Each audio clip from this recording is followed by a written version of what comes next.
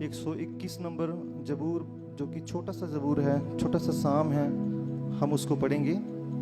और जैसे हम हर संडे पढ़ते हैं, मैं चाहता हूँ कि आप ऊंची आवाज़ में इस भजन को बोलकर परमेश्वर का स्तुति करें, परमेश्वर का धन्यवाद करें। मैं अपनी आंखें पर्वतों की ओर लगाऊंगा, मुझे सहायता कहाँ से मिलेगी। वह तेरे पाँव को टलने ना देगा, तेरा रक्षक कभी ना ऊंघेगा। यहोवा तेरा रक्षक है, यहोवा तेरी दाहिनी ओर तेरी आड़ है। यहोवा सारी विपत्ति से तेरी रक्षा करेगा, वह तेरे प्राण की रक्षा करेगा।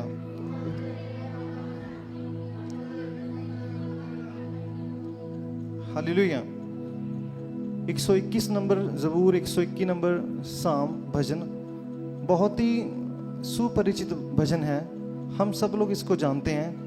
बहुत ही छोटा सा ये जबूर है और ज़्यादातर जो मसीह लोग हैं, जो क्रिश्चियन लोग हैं, उन्हें पसंद आने वाले में से भजनों में से ये एक भजन है।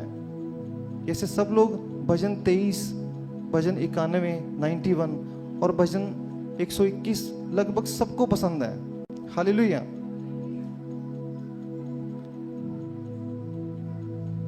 प्रभु की स्तुति हो। हालेलुया। आप सब लोग अपनी बाइबलों पर ध्यान रखें, हम 10 मिनट में ही इस ज़बूर को हम मनन करेंगे। और ये जो 121 नंबर ज़बूर है, बहुत ही प्यारा ज़बूर है, बहुत ही अच्छा ज़बूर है और बहुत ही पावरफुल ज़बूर है। चाहे ये भजन में सिर्फ 8 ही वचन हैं, बहुत छोटा भजन है, पर इसका मतलब ये नहीं कि इस भजन में शक्ति कम है, जहाँ ताकत कम है, या ये कम भजन है, बल्कि ये बहुत ही महत्वपूर्ण भजन है। और इसके पहले वचन में एक सवाल है और बाकी के जो 7 वचन है उसमें परमेश्वर की महिमा और परमेश्वर कितना बड़ा परमेश्वर है उसके बारे में बताया गया है। हालेलुया। बहुत ही प्यारा भजन है, इसे हम अक्सर गाते हैं। पर्वतों को देखूंगा मैं, कौन है मददगार मेरा, मेरा मददगार खुदा है। कितने भाई बहन इस गीत को जानते हैं? कौन कौन इस गीत को जानते हैं?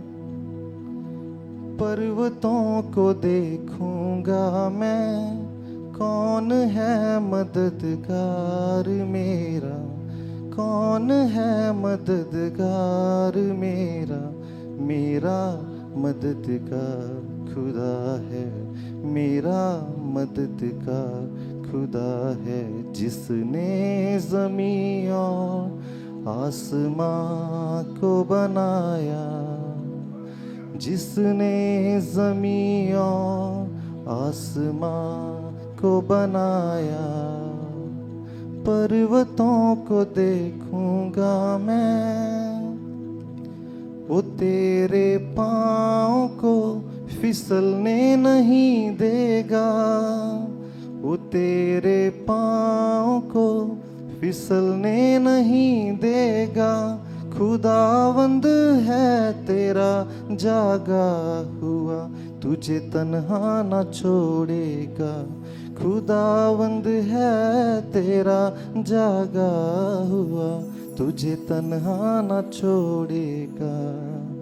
मेरा निगहबां खुदा है, मेरा निगहबां खुदा है। जिसने ज़मीं और आसमां को बनाया, जिसने ज़मीं और आसमां को बनाया, पर्वतों को देखूंगा मैं, तेरी जान को भला छू भी न पाएगी, तेरी जान को भला छू भी न पाएगी। न गर्मी चांद और सूरज की कभी तुझको जलाएगी, न गर्मी चांद और सूरज की कभी तुझको जलाएगी।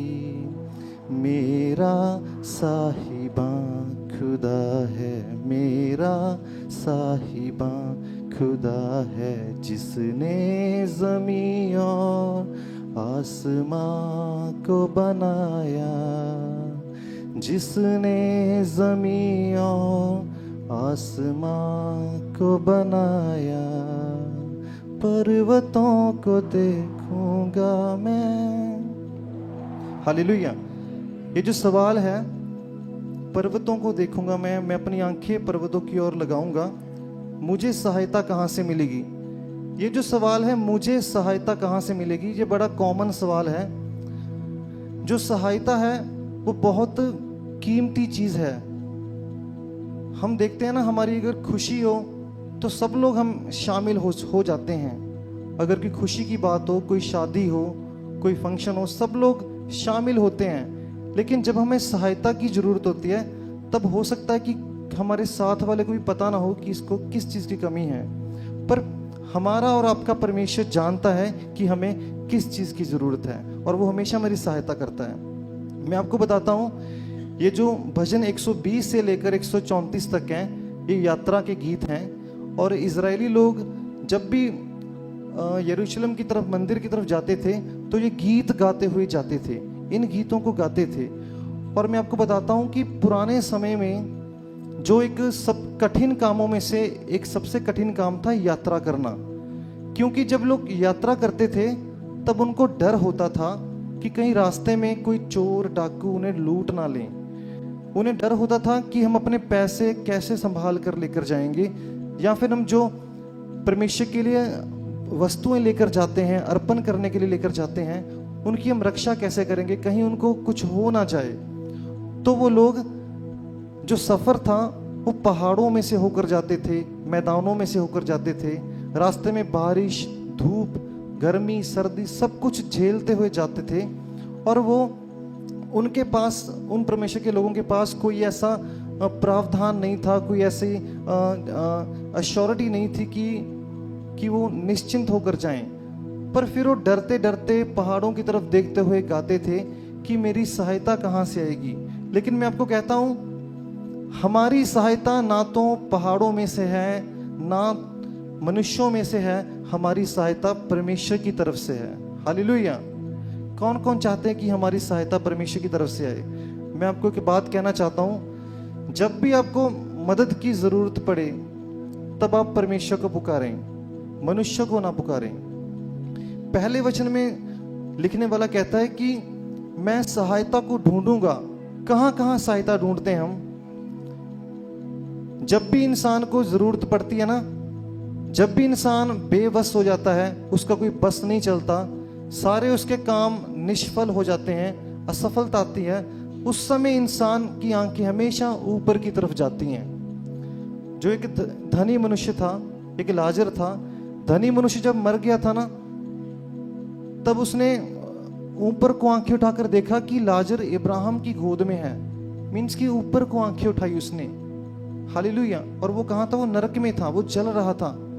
जब नरक जैसी परिस्थिति आती है, असफलता आती है, तो अक्सर हम ऊपर की तरफ आंखें उठाते हैं, परमेश्वर की तरफ उठाते हैं। जो खिलाड़ी खेलते हैं, क्रिकेट खेलते हैं, कुछ भी खेलते हैं, कभी कभार वो भी ऊपर की तरफ देखते हैं कि क्या परमेश्वर मेरी सहायता करेगा।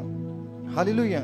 लेकिन मैं आपको कहता हूं कि हम जो मसीह के लोग हैं, जब भी हमें सहायता की जरूरत हो, हम परमेश्वर को पुकारें। और आगे मैं आपको कहता हूं, सहायता करने वाला परमेश्वर है, वो कैसा परमेश्वर है?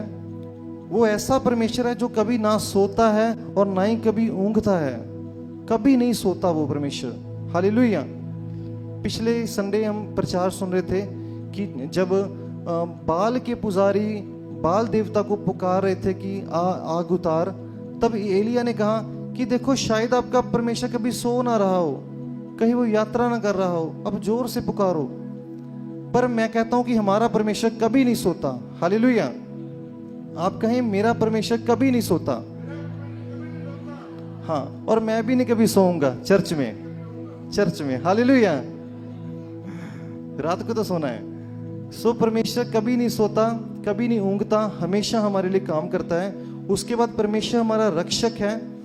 और एक 6वें वचन में लिखा है कि ना तो दिन में धूप से और ना रात को चांदनी से।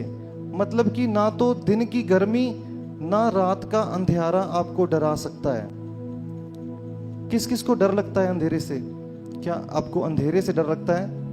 वचन कहता है ना तो दिन की धूप, दिन में जो अफवाहें होती हैं, जो दिन में जो डाकू चोर लुटेरे होते हैं, दिन में जो वारदातें होती हैं, उनमें से भी परमेश्वर आपको छुड़ाएगा। और जो रात को जब चोरियां होती हैं, जो अंधकार का डर होता है, परमेश्वर उनमें भी रक्षा करेगा। हालेलुया। अपने जोर से आवाज से परमेश्वर के नाम को धन्यवाद करें। हालेलुया। और 7वां वचन मैं कहता हूं, अपनी आंखें 7वें वचन की ओर लगाएं, अपनी अपनी बाइबलों में देखें। यहोवा सारी विपत्ति से तेरी रक्षा करेगा, वह तेरे प्राण की रक्षा करेगा। परमेश्वर हमारे प्राणों की रक्षा करता है। हालेलुया। अगर इंसान चाहे, किसी का प्राण लेना चाहे, अगर परमेश्वर ना चाहे तो इंसान ले नहीं सकता। परमेश्वर हमारे प्राणों की रक्षा करता है। हम कितनी गवाहियां सुनते हैं, हम गवाही सुनते हैं ना। आप सब लोग भजन की तरफ ध्यान दें। हालेलुया। और इसके आखिरी वचन कहता है कि यहोवा तेरे आने जाने में तेरी रक्षा अब से लेकर सदा तक करेगा। परमेश्वर हमारे आने जाने में हमारी रक्षा अब से लेकर सदा तक करेगा। और इस भजन के साथ मैं आपको कहता हूं कि आप इस भजन को कंठस्थ करें, याद करें। और जो संडे स्कूल पढ़ते हैं बच्चे, जो संडे स्कूल जो पढ़ाते हैं, वो बच्चों को ये भजन याद करवाएं। 121 भजन याद करवाएं, 23 वचन, 91 वचन याद करवाएं, ताकि ये बातें हमें याद रहें। हालेलुया। क्योंकि मैं आपको कहता हूं, वचन में लिखा है कि जब ऐसा समय आएगा कि जो वचन हमारे दिल में होगा वही काम आएगा। जो वचन हमारे जहन में होगा, दिल में होगा, याद रखा होगा, वही काम आ जाएगा। और इस वचन का काल पड़ जाएगा। हम ढूंढने के मिलेगा नहीं, बल्कि जो हमने पहले से खाया हुआ वचन है उसी से हम जिंदा रहेंगे। हालेलुया। और मैं एक बार फिर से आपसे कहता हूं कि परमेश्वर हमारी सहायता का स्रोत है। पर्वतों से नहीं, मनुष्यों से नहीं, बल्कि परमेश्वर की तरफ से हमारी सहायता आती है। और परमेश्वर कभी सोता नहीं है, परमेश्वर कभी ऊँघता नहीं है, और परमेश्वर हमेशा हमेशा हमारे साथ रहता है। और चाहे दिन हो चाहे रात हो, कैसी भी परिस्थिति हो, और परमेश्वर हमारे साथ रहता है। और इतना ही नहीं, भविष्य में भी परमेश्वर हमारी सहायता करता है। यहाँ पर लिखा है वह तेरी रक्षा अब से लेकर सदा तक करता रहेगा। हालेलुया। मनुष्य के वायदे धरती पर शुरू होके धरती पर खत्म हो जाते हैं, पर परमेश्वर का वायदा धरती से शुरू होके आने वाले जीवन तक, आसमानों तक, नई जिंदगी तक बना रहता है। हालेलुया। सिर्फ इस जीवन में नहीं, इस जीवन के बाद आने वाले जीवन तक हमेशा हमेशा परमेश्वर हमारी रक्षा करेगा। हालेलुया। सो परमेश्वर इस वचन के द्वारा, इस भजन के द्वारा आप सबको आशीष दे, सबको जय मसीह